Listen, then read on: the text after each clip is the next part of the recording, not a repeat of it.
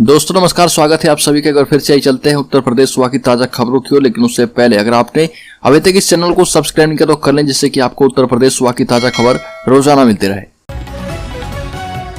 पहली बड़ी खबर, कानपुर में ई बसों का न्यूनतम किराया 6 रुपए तक बढ़ा दिया गया है। नगरीय विकास निदेशालय के निर्देश पर कानपुर सिटी ट्रांसपोर्ट कंपनी प्रबंधन ने ई एसी बसों का न्यूनतम किराया 6 से बढ़ाकर 11 रुपए कर दिया है। नई दरें लागू कर दी गई है। कानपुर सिटी ट्रांसपोर्ट कंपनी के अफसरों का कहना है कि ई बसों के घाटे को कम करने की मंशा से बढ़ोतरी की गई। ई बसों के संचालन में 1 किलोमीटर पर 70 रुपए का खर्च आता है। आमदनी 20 रुपए प्रति किलोमीटर के हिसाब से हो रही है। 50 रुपए प्रति किलोमीटर के नुकसान की भरपाई सरकार की तरफ से मिलने वाली सब्सिडी से होती है। अलीगढ़ लखनऊ के इकाना स्टेडियम में 29 जनवरी को भिड़ेंगे इंडिया न्यूजीलैंड। इकाना स्टेडियम में 29 जनवरी को भारत और न्यूजीलैंड के बीच T20 मैच है। ऐसे में टिकटों की ऑनलाइन बिक्री शुरू हो चुकी है। मास्टर कार्ड सीरीज के दूसरे डे नाइट मैच के टिकट पेटीएम पर ऑनलाइन बुक किए जा सकते हैं और सबसे सस्ते टिकट ईस्ट अपर ब्लॉक 4 और वेस्ट अपर ब्लॉक 10 के हैं। यहाँ पर 499 रुपए में टिकट बुक किए जा सकते हैं। अलीगढ़ बसपा पार्टी अब चुनाव में किसी भी पार्टी से गठबंधन नहीं करेगी, चाहे लोकसभा या फिर विधानसभा। इसका ऐलान पार्टी सुप्रीमो मायावती ने अपने जन्मदिन पर एक आयोजित प्रेस कॉन्फ्रेंस में कह दिया है। मायावती ने कहा कि बाबा साहब अम्बेडकर ने कहा था कि हम लोगों को अपने खुद के पैरों पर खड़ा होना है, भाईचारा बनाकर रखना होगा, सत्ता की चाबी अपने हाथ में लेनी होगी। आरक्षण के प्रति सभी दल कांग्रेस, बीजेपी, सपा कोई ईमानदार नहीं रहा है। अलीगढ़ बरेली में 1000 बीघा जमीन के लिए हुआ ट्रिपल मर्डर। बरेली पुलिस ने 9 आरोपियों को किया गिरफ्तार। बरेली पुलिस ने ट्रिपल मर्डर का खुलासा करते हुए देर शाम 6 आरोपियों को गिरफ्तार किया है। प्राप्त जानकारी के मुताबिक यह पूरा विवाद और 3 हत्याएं 1000 बीघा जमीन को लेकर हुई थी। मामले में गिरफ्तार हुए आरोपियों ने बताया कि जमीन पर परमवीर की कब्जेदारी थी। तमाम विरोध के बावजूद वह जमीन पर कब्जा छोड़ने को तैयार नहीं था। अलीगढ़ राम मंदिर पर आतंकी हमले की साजिश, सुसाइड अटैक का प्लान, नेपाल के रास्ते आ सकते हैं आतंकी। उत्तर प्रदेश के अयोध्या में निर्माणाधीन श्री राम मंदिर को लेकर देश की खुफिया एजेंसियों ने बड़ा अलर्ट जारी किया है। आशंका है कि पाकिस्तान में सक्रिय आतंकी संगठन जैसे मोहम्मद के गुर्गे यहां पर सुसाइड अटैक कर सकते हैं।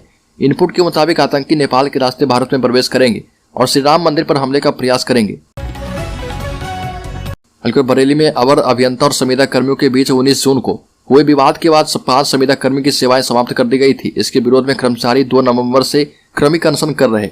अब 17 जनवरी को संविदा कर्मी कार्य बहिष्कार कर चीफ इंजीनियर कार्यालय में एकत्र होंगे। संघ के प्रांतीय महामंत्री देवेंद्र कुमार पांडे भी मौजूद रहेंगे।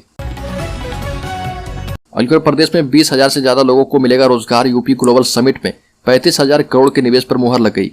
दुनिया भर में समरसता का संदेश देने वाली इस संगम नगरी औद्योगिक विकास और रोजगार के क्षेत्र में भी दूसरे शहरों को प्रेरित करेगी। प्रयागराज मंडल के उद्यमियों ने निवेश की झोली खोल दी है। 35,307 करोड़ रुपए के प्रस्ताव आए और MOU पर साइन किए गए हैं और इसमें से 108 इकाइयां प्रयागराज में एवं कुछ अन्य जिलों में लगेगी। अलीगढ़ भारत जोड़ो यात्रा को उत्तर प्रदेश में विपक्ष का नहीं मिलेगा साथ। कांग्रेस की भारत जोड़ो यात्रा में बड़ी संख्या में भीड़ जुट रही है। इस यात्रा से राहुल गांधी की छवि में काफी सुधार हुआ है। हालांकि उत्तर प्रदेश में भारत जोड़ो यात्रा को विपक्ष का साथ नहीं मिल रहा। भारत जोड़ो यात्रा के 3 जनवरी को यूपी में आने पर SP चीफ अखिलेश यादव और BSP चीफ मायावती को बुलाया गया था, मगर दोनों नेता शामिल नहीं हुए।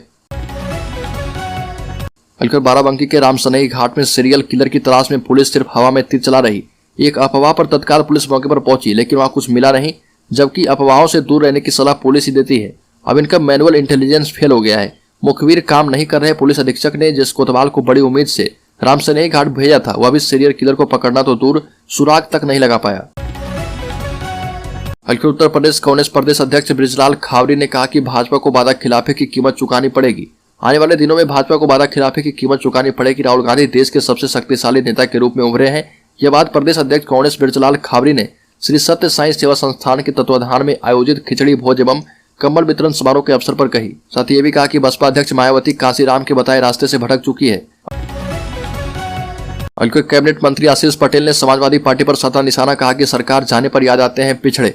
अपना दल के जिला स्तरीय कार्यकर्ता सम्मेलन में कार्यकारी राष्ट्रीय अध्यक्ष तकनीकी शिक्षा, उपभोक्ता संरक्षण, वजन और माप मंत्री आशीष पटेल ने समाजवादी पार्टी पर जमकर निशाना साधा और कहा कि जब भी समाजवादी पार्टी विपक्ष में रहती है तो उनको पिछड़ों का याद आ जाता है और सरकार में आते ही भूल जाती है। कैबिनेट मंत्री ने कहा कि सरकार गरीबों के हितों में योजनाएं संचालित कर रही है। केंद्र एवं प्रदेश सरकार की योजनाओं को अंतिम पायदान में पहुंचाना है। अलीगढ़ संबंध में बसपा सुप्रीमो मायावती के जन्मदिन पर काटे गए केक को पाने के लिए बसपा कार्यकर्ताओं में लूट मच गई। एक दूसरे को धक्का देते हुए कार्यकर्ता मंच पर चढ़ गए। दोनों हाथों में केक लेकर भागने के चक्कर में धक्का मुक्की हो गई और कई कार्यकर्ता मंच से नीचे जा गिरे। इस दौरान कई लोगों को गंभीर चोटें आई। केक की लूट का वीडियो भी सामने आया है। धक्का मुक्की के दौरान मंच पर रखी बाबा साहब और डॉक्टर भीमराव अंबेडकर और बसपा सुप्रीमो की तस्वीर भी गिरते गिरते बची। अलखुर बीजेपी से निष्कासित विधायक कुलदीप सिंह सेंगर को दिल्ली हाईकोर्ट से बड़ी राहत मिली है। सेंगर ने बेटी की शादी में शामिल होने के लिए कोर्ट में जमानत याचिका दायर की थी। दिल्ली हाईकोर्ट ने याचिका पर सुनवाई करते हुए 16 जनवरी को कुलदीप सिंह सेंगर को अंतरिम जमानत दी है। कुलदीप सिंह के वकील कन्हैया सिंघल ने हाईकोर्ट में सुनवाई के दौरान सेंगर का पक्ष रखते हुए कहा था कि उनकी बेटी के विवाह समारोह को लेकर कार्यक्रम 18 जनवरी से होने हैं, जो कि 8 फरवरी तक चलेंगे। मामले में दाखिल याचिका पर सुनवाई करते हुए कोर्ट ने सेंगर की अंतरिम जमानत को मंजूर कर ली थी।